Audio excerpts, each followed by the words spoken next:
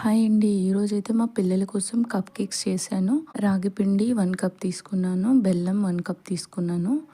బెల్లం ఇంకా రాగి పిండి మిక్సీ జార్లో వేసుకొని స్మూత్ పౌడర్ చేసుకున్నాను. Chocolate powder 1 spoon, 1 spoon baking powder వేసాను.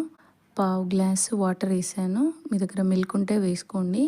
పావు కప్పు ఆయిల్ వేసుకోండి. ఫ్లేవర్ లేని ఆయిల్ అంటే సన్ఫ్లవర్ ఆయిల్ వేసుకోండి. 2-3 డ్రాప్స్ వెనీలా ఎసెన్స్ వేసుకోండి. బ్యాటర్ అయితే మిక్సీలో వేసుకొని గ్రైండ్ చేసుకోండి. ఈ విధంగా ఉండాలి బ్యాటర్. ఇలా పొంగనాల ప్యాన్ తీసుకొని ఆయిల్ గ్రీస్ చేసుకోండి. కేక్ బ్యాటర్ అనేది ఇలా వేసుకోండి. 5 మినిట్స్లో బేక్ అయిపోతాయండి. టూత్ పిక్ పెట్టి చెక్ చేసుకోండి. ఏమీ అనుకోకుండా వస్తే మంచిగా బేక్ అయినట్టు.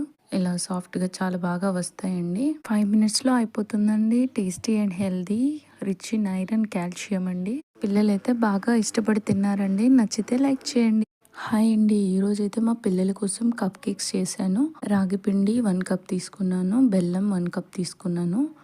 బెల్లం ఇంకా రాగి పిండి మిక్సీ జార్లో వేసుకొని స్మూత్ పౌడర్ చేసుకున్నాను. Chocolate powder 1 spoon, 1 spoon baking powder వేసాను. పావు గ్లాస్ వాటర్ వేసాను. మీ దగ్గర మిల్క్ ఉంటే వేసుకోండి. పావు కప్పు ఆయిల్ వేసుకోండి. ఫ్లేవర్ లేని ఆయిల్ అంటే సన్ఫ్లవర్ ఆయిల్ వేసుకోండి. 2-3 డ్రాప్స్ వెనీలా ఎసెన్స్ వేసుకోండి. బ్యాటర్ అయితే మిక్సీలో వేసుకొని గ్రైండ్ చేసుకోండి. ఈ విధంగా ఉండాలి బ్యాటర్.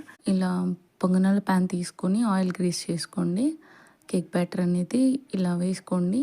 5 మినిట్స్లో బేక్ అయిపోతాయండి. టూత్ పిక్ పెట్టి చెక్ చేసుకోండి. ఏమీ అనుకోకుండా వస్తే మంచిగా బేక్ అయినట్టు.